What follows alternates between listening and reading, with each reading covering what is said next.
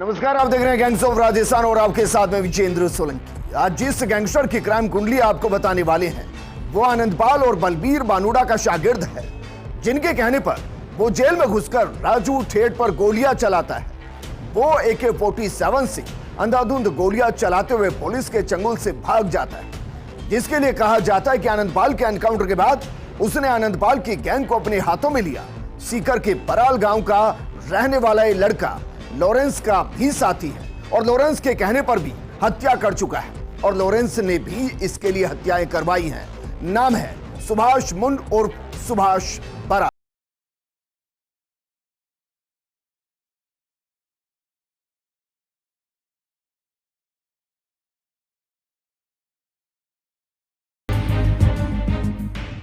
सुभाष मुंड जो सीकर के बराल गांव का रहने वाला और इसलिए नाम भी सुभाष बराल पड़ गया।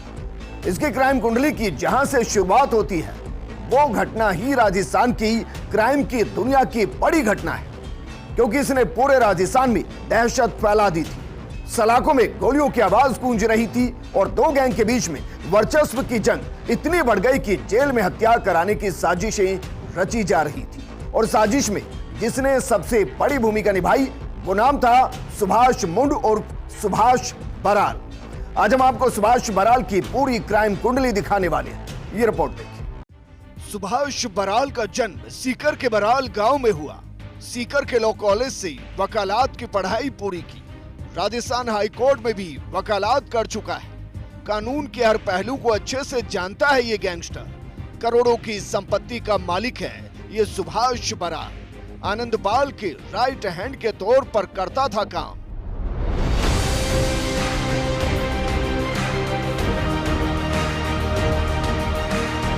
कहते हैं कि वो गैंगस्टर या अपराधी बेहद खतरनाक होता है जिसको मौत का डर नहीं होता, और दूसरा जिसको कानून की जानकारी होती है, क्योंकि वो जानता है कि कैसे बचना है और कैसे बढ़ना है। सुभाष बराल भी वही नाम है जो कानून का जानकार था। कानून की धाराओं से लेकर बचने के तरीकों को जानता था, इसीलिए कुछ ही वक्त में बेहद खौफनाक हो गया। परिवार ने कभी नहीं सोचा होगा कि जो बेटा वकालत की पढ़ाई करके हाई कोर्ट में प्रैक्टिस कर रहा है और अपराधियों को उनके किए की सजा दिलाने में भूमिका निभा रहा है, वो खुद अपराध की राह पर होगा और जिस कोर्ट में पैरवी करता है वही अपराधी बनकर खड़ा होगा। लेकिन ऐसा क्या हुआ कि सुभाष मुंड उर्फ सुभाष बराल वकालत छोड़कर अपराध की राह पर आ गया, जबकि इसकी करोड़ों की संपत्ति, पैसों की कमी नहीं, पेशा भी अच्छा था। कैसे सुभाष बराल आनंदपाल और बलबीर बानुड़ा के संपर्क में आया और क्यों राजू ठेठ का दुश्मन बन गया, हम आपको इस क्राइम स्टोरी का हर पहलू बताएंगे।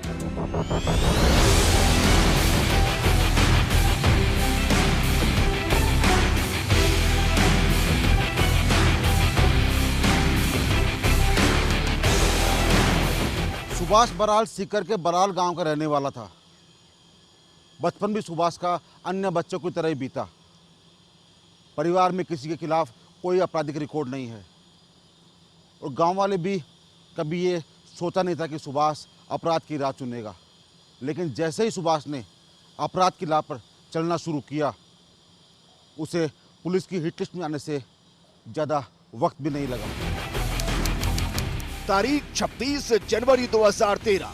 ये तारीख और ये साल राजस्थान की क्राइम हिस्ट्री में काफी मायने रखता है, क्योंकि इस दिन आनंदपाल और बलबीर बानुड़ा के कहने पर सीकर जेल में बंद कुख्यात अपराधी राजू ठेठ पर गोलियां चली थी। इस गैंगवार में राजू ठेठ बच गया था, लेकिन सुभाष बराल का नाम अपराध की दुनिया में गूंज गया। अचानक से सीकर का ये लड़का पूरे राजस्थान पुलिस के रडार पर आ गया। यहाँ तक कि नेशनल मीडिया की नजर भी इस लड़के पर आकर टिक गई। इस गैंगवार में राजू ठेठ पर सुभाष बराल का निशाना सही लगा था। गोली राजू ठेठ की गर्दन में लगी थी। सुभाष को यही लगा था कि राजू ठेठ को मार दिया गया। आनंदपाल और बलबीर बानुड़ा ने जो काम उसको सौंपा था वो पूरा हो चुका है, लेकिन राजू ठेठ बच गया।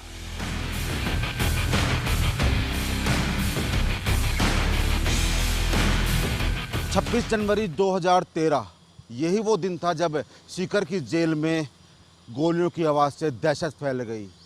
खबर फैली थी कि गैंगस्टर राजू ठेठ के गोलियां लगी है। राजू ठेठ को आनन फानन में अस्पताल भेजा गया, उसका इलाज हुआ, ऑपरेशन हुआ, उसकी जान तो बच गई, लेकिन एक गोली उसकी गर्दन में फंसी रही। डॉक्टर की माने तो अगर वो गोली निकाल ली जाती तो राजू ठेठ की मौत उसी समय हो जाती। राजू ठेठ पर गोली चलाने के बाद अब सुभाष बराल तेजी से एक के बाद एक अपराध करता चला गया। इसके बाद तो मानो पुलिस की एफआईआर में बार बार सुभाष बराल का नाम आने लगा। पुलिस ने उसको पकड़ा भी और जेल में भी डाल दिया।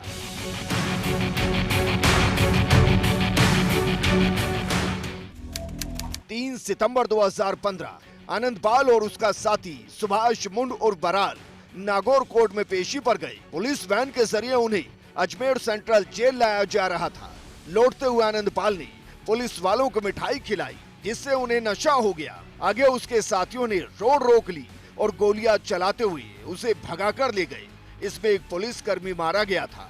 तमाम पुलिस महकमे की सक्रियता के बावजूद वो किसी के हाथ नहीं आया था, ना आनंदपाल और ना ही सुभाष मुंड उर्फ सुभाष बराल।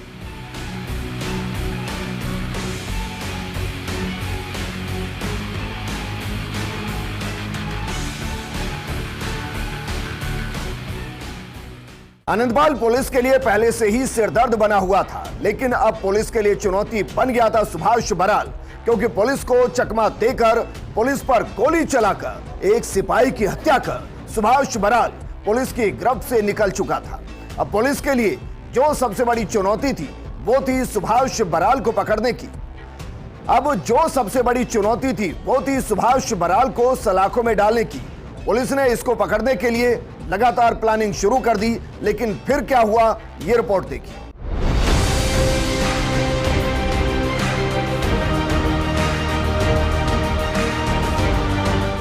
पुलिस के लिए सबसे बड़ी चुनौती बन गया था आनंदपाल। पुलिस ने लगातार आनंदपाल को पकड़ने की कोशिश की, लेकिन हर बार वो नाकाम रही। लेकिन इसके बाद पुलिस के हाथ वो सुराग लगा, जिसके बाद आनंदपाल को पकड़ने के लिए पुलिस मालासर पहुंची, उस मकान के नजदीक पहुंची जहां आनंदपाल छिपा था। इसके बाद आनंदपाल की तरफ से फायरिंग शुरू कर दी गई और अंत हर कोई जानता है कि आनंदपाल पुलिस की गोली का शिकार बना और एनकाउंटर में ढेर कर दिया गया। पुलिस को लग रहा था कि आनंदपाल के एनकाउंटर के बाद अब आनंदपाल गैंग खत्म हो जाएगी, लेकिन सुभाष बराल, जो आनंदपाल का बेहद करीबी और राइट हैंड माना जाता है, जब राजस्थान पुलिस ने आनंदपाल का एनकाउंटर कर दिया, उसके बाद आनंदपाल की गैंग की कमान सुभाष बराल के पास आ गई। हालांकि पुलिस ने सुभाष बराल को आनंदपाल के एनकाउंटर से पहले ही पकड़ दिया था। आनंदपाल का एनकाउंटर हो चुका था और सुभाष बराल जेल में था, लेकिन सुभाष बराल ने जेल से ही आनंदपाल की गैंग को एक्शन में लेना शुरू कर दिया। थोड़े दिनों बाद सुभाष बराल को जेल से जमानत मिल गई। जेल से बाहर आकर सुभाष ने वो खेल खेला जिसने एहसास करा दिया कि राजस्थान के अंदर आनंदपाल के एनकाउंटर के बाद भी गैंग्स और गैंगस्टर्स अभी भी जीवित थे। और तभी शुरू होती है राजस्थान में लॉरेंस की एंट्री। दिल्ली की जेल में बंद लॉरेंस बिश्नोई और संपत नेहरा तक फिरौती मांगने के लिए कॉल पहुंची। दरअसल आनंदपाल की गैंग को संभाल रहा गैंगस्टर सुभाष बराल इन दिनों जमानत पर बाहर आ चुका था। जेल से बाहर आने के बाद सुभाष को खर्च चलाने के लिए दिक्कत होने लगी। सुभाष बराल और आनंद शांडिल्य दोनों आनंदपाल गैंग के सक्रिय सदस्य थे। ऐसे में सुभाष बराल की जमानत का बंदोबस्त आनंद ने किया। जमानत के लिए आनंद शांडिल्य ने वकील को 5 लाख रुपए दिए थे। जेल से बाहर निकलने के बाद आनंद रुपए मांग रहा था। सुभाष ने जेल से बाहर आने के बाद एक लग्जरी गाड़ी भी खरीद ली थी, लेकिन सुभाष के पास पैसे नहीं थे। शायद परिवार ने उसका साथ देना बंद कर दिया था। कहा जाता है कि तेल डलवाने के रुपए नहीं होने पर सुभाष बराल ने रुपए कमाने के लिए किसी बिजनेसमैन या फिर बिल्डर का पता लगाया जो आराम से रुपए दे दे। आनंद शांडिल्य की पार्टनरशिप को लेकर निश्चल भंडारी से कुछ अनबन चल रही थी। उसने एक जमीन को लेकर कई बार निश्चल को पार्टनरशिप में काम करने को बोला था। उसने ही बराल को निश्चल भंडारी की पूरी कुंडली दे दी। आनंद शांडिल्य और निश्चल भंडारी दोनों पहले से अच्छे परिचित थे। आनंद अक्सर निश्चल को आनंदपाल और सुभाष बराल की कहानी सुनाता था। आनंद हनी ट्रैप के मामले में अजमेर की हाई सिक्योरिटी जेल में बंद था। तब लॉरेंस बिश्नोई और सुभाष बराल से उसकी अच्छी दोस्ती हो गई थी। पार्टनरशिप नहीं होने की वजह से निश्चल का नाम बराल को बता दिया गया। ये विश्वास था कि निश्चल आराम से रुपए दे देगा। धमकी का कॉल आने पर वो आनंद को ही बात बताएगा, लेकिन ऐसा हुआ नहीं। फिरौती का आधा हिस्सा बराल और शांडिल्य के बीच में बंटना था। इसके बाद होती है लॉरेंस की एंट्री। सुभाष बराल ने दिल्ली की तिहाड़ जेल में बंद लॉरेंस बिश्नोई को पूरी बात बताई। लॉरेंस ने भी संपत नेहरा को 1 करोड़ रुपए की फिरौती मांगने को बोला। संपत ने ही दिल्ली की मंडोली जेल से बिल्डर निश्चल भंडारी को उसको 2 दिन में 1 करोड़ रुपए देने को बोला गया। फिरौती देने की बजाय बिल्डर ने जवाहर नगर थाने पहुंचकर रिपोर्ट दर्ज करवा दी। इसके बाद पुलिस ने संपत नेहरा, लॉरेंस और आनंद शांडिल्य को गिरफ्तार कर दिया। लेकिन सुभाष बराल अभी भी पुलिस के गिरफ्त से दूर था, क्योंकि पुलिस की इन्वेस्टिगेशन लॉरेंस और संपत नेहरा के इर्द गिर्द घूम रही थी। लेकिन जैसे जैसे इन्वेस्टिगेशन आगे बढ़ती है, निश्चल भंडारी फिरौती का कनेक्शन शेखावाटी गैंग से जुड़ता है। पता चलता है कि जिसके जरिए लॉरेंस ने फिरौती मांगी थी, वो नाम कोई और नहीं बल्कि सुभाष बराल था। लॉरेंस एक बार फिर से राजस्थान में गैंग को एक्टिव करना चाहता था। इस फिरौती की डिमांड के बाद लंबे समय से टूटी हुई आनंदपाल की गैंग फिर सक्रिय हो गई। ये गैंग अब पुलिस के लिए फिर से सिरदर्द बन गई। ये खुलासा जयपुर में एक बिल्डर से मांगी 1 करोड़ रुपए की फिरौती के मामले में हुआ। पुलिस ने जब कड़ियां जोड़ी तो सामने आया कि शेखावटी से ही फिरौती की पूरी प्लानिंग की गई। ये रुपए लॉरेंस के नाम से मांगे गए। मकसद था कि गैंग को दोबारा खड़ा किया जाए और ये बताया जाए कि ये गैंग राजस्थान में अब एक्टिव हो चुकी है। सुभाष बराल ही वो गैंगस्टर था जिसने एक अन्य बदमाश आनंद शांडिल्य के साथ मिलकर फिरौती की योजना बनाई थी। वो भी इसलिए क्योंकि जेल से बाहर आने के बाद गैंगस्टर बराल ने एक लग्जरी कार खरीदी। लेकिन इतनी तंगी आ गई कि लाखों रुपए की इस महंगी कार में पेट्रोल डलवाने तक के पैसे नहीं थे। उधर आनंद शांडिल्य भी बराल से 5 लाख रुपए मांग रहा था, लेकिन बराल इतना बेबस था कि वो 5 लाख रुपए दे ही नहीं सका। इसके बाद दोनों ने मिलकर फिरौती का प्लान बनाया था। ये रुपए दोनों में आधे आधे बंटने थे। इसके लिए दोनों ने लॉरेंस की मदद ली और उसी का नाम लेकर फिरौती मांगी। लेकिन अब आपको बताते हैं कि सुभाष बराल सीधे लॉरेंस के संपर्क में कैसे आया। गैंगस्टर लॉरेंस बिश्नोई का सीकर से बहुत ही पुराना कनेक्शन है। सुभाष बराल और सुभाष मुंड सीकर का ही रहने वाला है।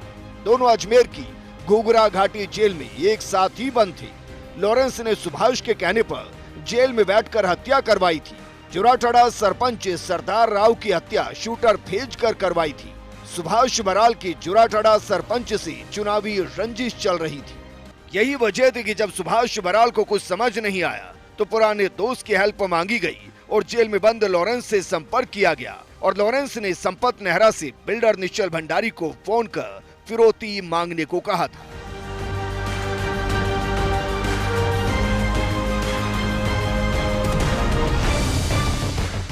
जेल में बंद लॉरेंस और सुभाष बराल का कनेक्शन हम आपको बता चुके हैं, लेकिन जेल में रहकर हत्या कैसे हुई, संपत नेहरा किसके इशारों पर काम कर रहा था, क्या आनंदपाल की तरह सुभाष बराल भी समझ चुका था कि उसके लिए सबसे महफूज जगह जेल है और जेल से ही उसको पूरी गैंग चलानी है। अब आपको बताते हैं वो नंबर जिसका इस्तेमाल कर वो हत्याएं करवाता था और कैसे जेल बदलती रही, लेकिन सुभाष बराल को सलाखे अपराध करने से रोक नहीं पाई।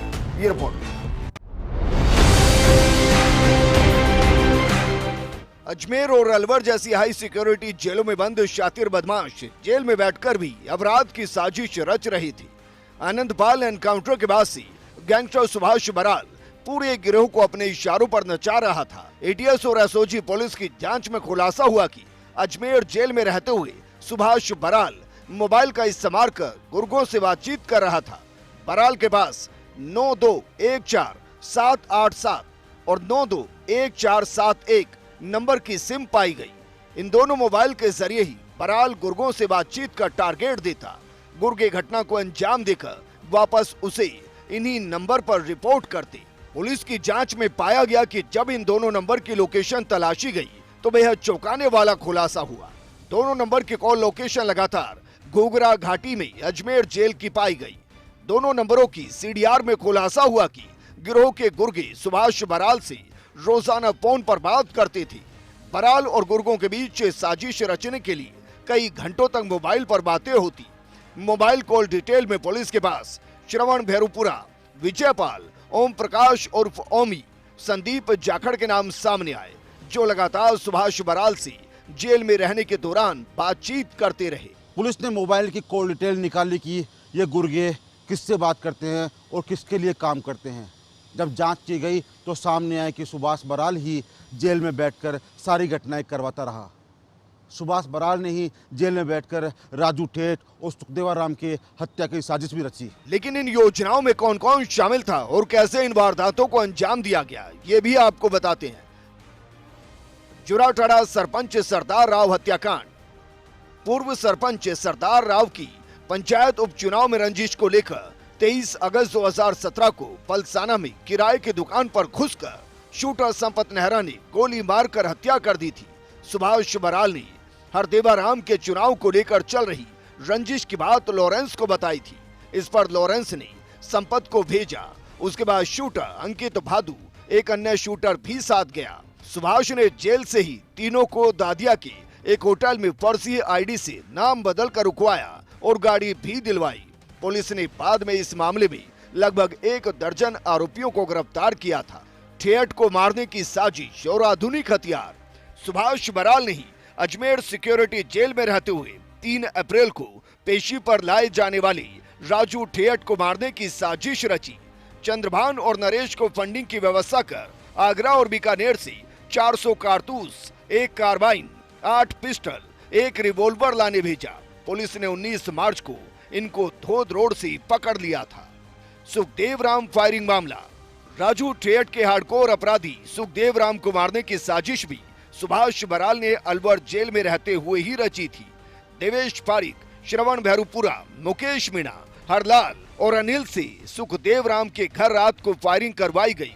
बराल ने ही जेल में बैठकर इन गुर्गों को जयपुर के विद्याधर नगर से हथियार और गाड़ी दिलवाई थी।